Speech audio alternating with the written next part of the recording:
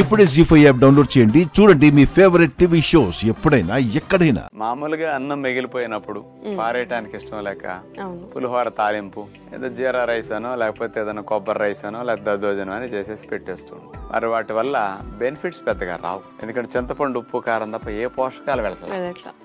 అలా ఎప్పుడన్నా అన్నం మిగిలిపోయినా లేదా కావాలనుకుని చేసుకోవాలన్నా ఒమేగా 3 ఫ్యాట్ రిచ్ గా ఉండే అవిసె గింజల రైస్ స్పెషల్ గా చేసుకుంటే అన్నం మిగిలిన దాన్ని పారాయకుండా ఇట్లా కలిపెట్టి పిల్లలకి మంచి కొవ్వులు వెళ్తాయి, గుడ్ కొలెస్ట్రాల్ పెరుగుతుంది, బ్యాడ్ కొలెస్ట్రాల్ తగ్గుతుంది. అవిసె గింజల కారపొడితో ఈ రైస్ ఎలా తయారు చేసుకోవాలో ఇప్పుడు మనం చూద్దాం. ఫ్లాక్స్ సీడ్ రైస్ తయారు చేయడానికి కావాల్సిన పదార్థాలు: ఫ్లాక్స్ సీడ్స్ అరకప్పు, వండిన అన్నము 2 కప్పులు, కొబ్బరి తురుము అరకప్పు, జీడిపప్పు ముక్కలు 1/2 కప్పు, వేపించిన వేరుశెనగ పప్పులు 2 టేబుల్ స్పూన్లు, పచ్చిశనగపప్పు 2 టేబుల్ స్పూన్లు, మినపప్పు 2 టేబుల్ స్పూన్లు, ధనియాలు 1 టేబుల్ స్పూన్, జీలకర్ర 1 టేబుల్ స్పూన్, నిమ్మరసం 1 టేబుల్ స్పూన్, మేగడ 1 టేబుల్ స్పూన్, ఎండుమిరపకాయలు 3, కరివేపాకు కొద్దిగా. ముందుగా ఒక బాండీలో మనం తీసుకున్న అవిసె గింజల్ని సన్న సెక్క మీద దోరగా వేగనివ్వాలి.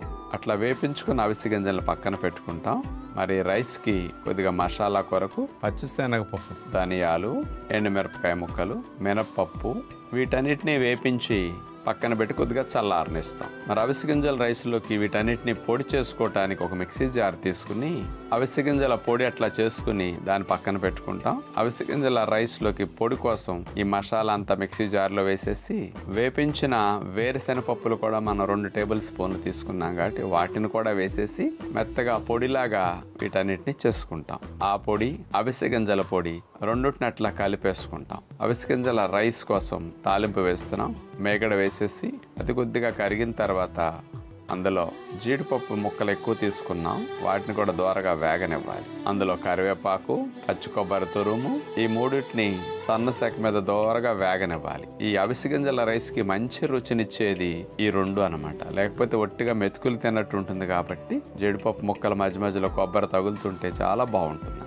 ఈ తాలింపు వేగిన తర్వాత పొడి పొడిగా వండుకున్న ముడి బియ్యం అన్నం కానీ బాసుమతి బియ్యం అన్నం అని ఏదైనా వేసుకోవచ్చు. అలా వేసుకుని దీనిపైన అవిసె గింజల పొడి, మినపప్పు, శనగపప్పు, ధాన్యాలు ఇవన్నీ గ్రైండ్ చేసిన పొడి కలిపేసాం కదా, అది వేసేసి ఈ రైస్లో దాన్ని కలిపేసేయాలి. స్పెషల్గా ఈ కారపొడిలాగా ఉన్నది ఏదైతే ఉందో మెతుకులన్నిటికీ పట్టుకుని మంచి రుచిగా ఉంటుంది ఈ రైస్.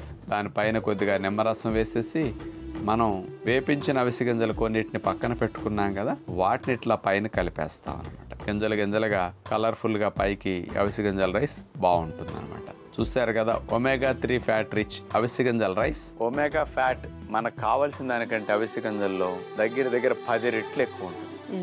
కానీ ఎంత కారపొడి వాడినా చాలా సఫిషియెంట్ గా రోజుకి వెళ్ళిపోతుంది. జీ5 యాప్ డౌన్లోడ్ చేసి అన్ని ఎపిసోడ్స్ పూర్తి ఉచితంగా చూడండి.